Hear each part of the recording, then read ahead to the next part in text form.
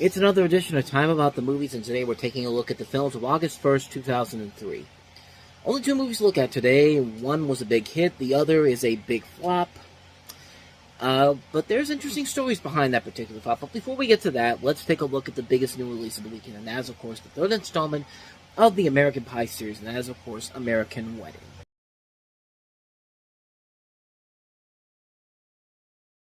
Or as the poster for this film clearly states, it's the thrilling climax of the American Pie saga because raunchy sex comedy. And I miss movies like this, man. I miss when the raunchy sex comedy was the thing, and it's slowly but surely making a comeback with stuff like No Hard Feelings and a couple of other ones as of late. But I miss when they used to be the norm, and this just took me back to a good time back then. But the storyline here is that you're focusing on the wedding of Jim and Michelle, played again by Jason Biggs and Allison Hannigan, while subplot centers around Stifler and his outrageous antics, including his attempt to organize a bachelor party, teaching Jim to dance for the wedding, and competing with Finch to win the heart of Michelle's sister, Cadence, played by a young January Jones. What's notable about this movie is that this is the only film in the series that does not include a good majority of the cast of the original film. I mean, Chris Klein is not in here. Neither is Chris Owen, Mina Savari, Tara Reid, Shannon Elizabeth, Natasha Lyonne. They're all not in this movie, and I don't really know why that is. I think it would have helped the film in the long run if everybody was back for this one, but sadly it's not the case. But the film still works for what it is, because honestly, when you see everybody back in the next movie, it's great to see them again, but unfortunately they don't have a good script to work with on that one. But that movie has a number of its own problems that we'll get to later on down the road. But this, even without half the cast not in here, it's still a fun movie for what it is. And like I said, I miss these type of comedies. We don't get these type of films anymore, and when we do, they're more missed than hit. No Hard Feelings was one of those few hits that was actually one that really worked very well.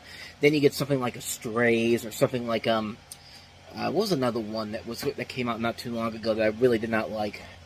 The only one I can think of is Strays, and that's not really a sex comedy, but it is a raunchy comedy that just didn't work well. But you know, back then, they made raunchy comedies like the American Pie movies that could be raunchy, but also can be heartfelt, can actually be a coming-of-age storyline. That's what made the first two movies work as well as they do here, and especially with this film. And I like what they did here. I like the fact that the characters do evolve. I like the fact that they're changing things around. Like, you know, Finch has to be like Stifler in order to get the attention of Michelle's sister, and Stifler has to be like Finch, like he has to be the nice guy. I like that idea that they have to basically change their personas around in order to get the attention of this one girl, and I found that kind of amusing. Like, I thought a lot of it worked. I thought the comedy still worked very well. I thought they did a pretty good job of handling this, as they thought that this was going to, they really did think that this was going to be the last time these characters would be together. And, you know, I said before that it would have been nice to see everybody back in here, but with the fact that they got half the guys that they did here, they still did a very good job of handling it very well. I thought they did a pretty good job of having everybody in here and making it work as well as they did. I like the additions of Fred Willard in here. January Jones is very fun as well. Like, it's still everything that I really like about the original American Pie trilogy put into this film, and it's just a really fun film. It's a film that definitely delivers what it promises. It gives you everything that you want and then some. Plus, it also helps that you have a director like Jesse Dillon, who had just done How High, which is a great comedy in its own right. But this is a film that I really liked a lot. I thought it was very well done. I think it's a very fun film. It's definitely one of the reasons why I love the American Pie trilogy so much. It's a fun trilogy on its own. And like I said, when American Reunion came around, it was just kind of like, yeah, like everybody's back in here, but they just didn't. It just felt like they were really pushing their luck with that one, and that one didn't work out so well. So I like that when this came out, it was just like, it felt like, okay, this is a perfect place to end it off. Just end it there. And then, of course, they followed up with the direct-to-DVD sequels, which vary depending on which one you pick. I mean, some of them are okay. None of them are really spectacular, but some are better than others. Yeah, like I said, American Wedding, I liked it. I thought it was a ton of fun. I like the original trilogy as its own. And then after that, it's very hit and miss.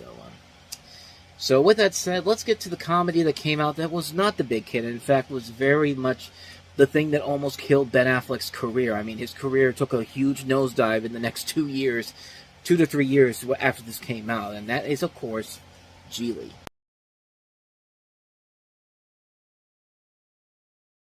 This is a film that is notoriously bad for many different reasons, but just reading the plot alone, the plot alone, I think, pretty much sums up why this movie is bad. You have Geely, played by Ben Affleck, who's a lowly and inept hitman who's assigned a job by the mob to kidnap an intellectually disabled brother of a California district attorney, played by Justin Bertha, the guy who kept getting kidnapped in the Hangover movies, by the way. Geely abducts the brother from his mental hospital and holds him hostage in his apartment, and then Ricky, a lesbian assassin played by Jennifer Lopez, is sent to oversee Geely's job and make sure he doesn't screw it up. Comedic hijinks ensue as the two go on the lam and start to fall in love, even though she's a lesbian and it's one of those movies where poorly represents gay and lesbians. Like, there was that time during around this time period when very rarely did you get a positive gay or lesbian character in a number of different things. Like, Will and Grace had the mixture of kind of both, and then there were just these movies and TV shows that were just kind of like do the typical stereotypes. And here's an example of a movie that just is just a disastrous mess on so many levels. I mean, from the production standpoint, Halle Berry was initially going to be the lead in this, but she turned it down to do X-Men 2. And then Jennifer Lopez got $12 million to do the film. And then they shot this in December of 2001.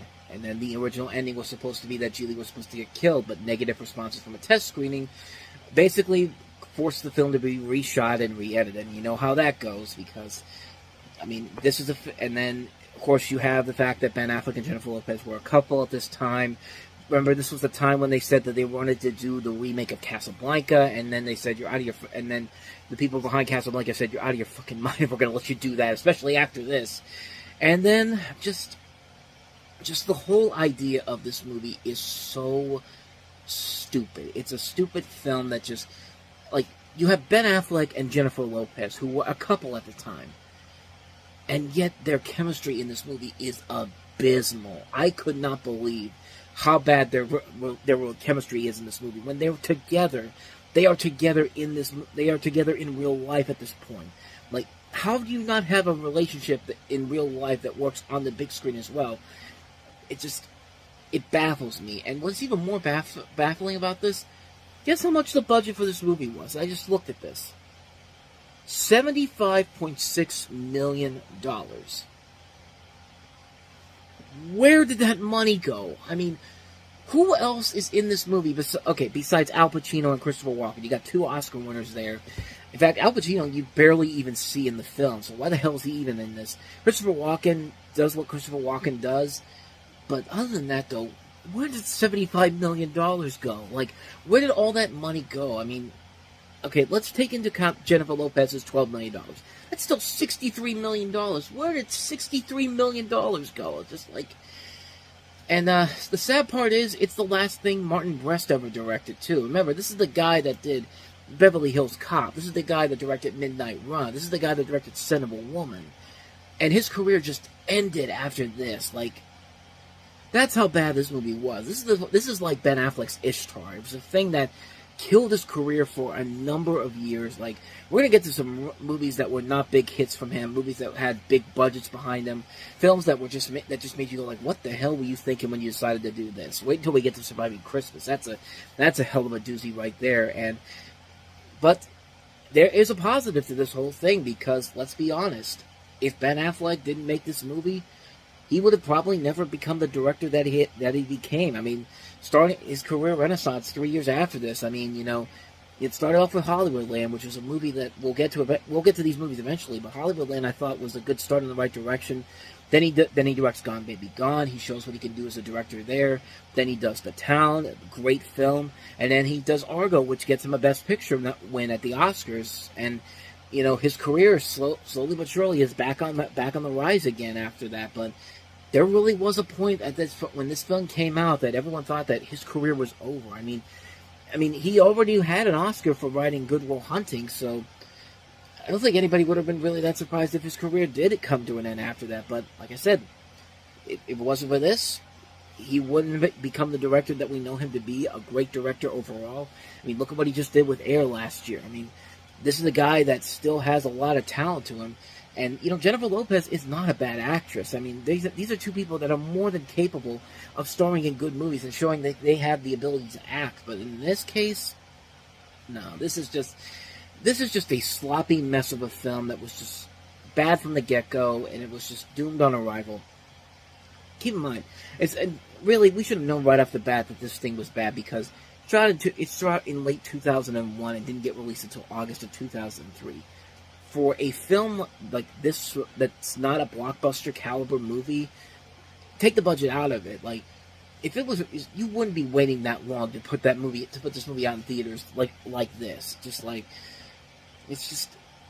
It's a mess of a film. It's one of the worst movies ever made for a good reason. It's a film that nearly killed the career of Ben Affleck and did kill the career of Martin Brest, the director, and it was just a colossal failure on so many levels. What more do I gotta say? Freaking Geeling, man. Avoid it like the plague. And so with that said, we wrap up another edition of Time About the Movies, and the next time we meet, we'll take a look at 3 more movies, including the remake of SWAT, starring Samuel L. Jackson. We also have Lindsay Lohan and Jamie Lee Curtis in the remake of Freaky Friday, and we have Kate Hudson and Naomi Watts in Le Divorce, or if you go to Box Office Mojo, it literally says The Divorce, which that's not the title of the movie, it's Le Divorce, but we'll talk about that one, along with the SWAT and Freaky Friday on the next episode. But until then, thank you so much for watching, and if you want to see more videos like this, please hit the playlist on the next page, check out the previous episode, and also don't forget to hit the like and subscribe button if you want to see more videos like this on this channel. And don't go too far away, because coming up on Time About the Movies Flashback, we're flashing back to March 11th, 1988, with 5 films: Vice Versa, Masquerade, Off Limits, Stand and Deliver, and Where the Wind Blows. And we will take a look at those movies. That'll be coming up right after this.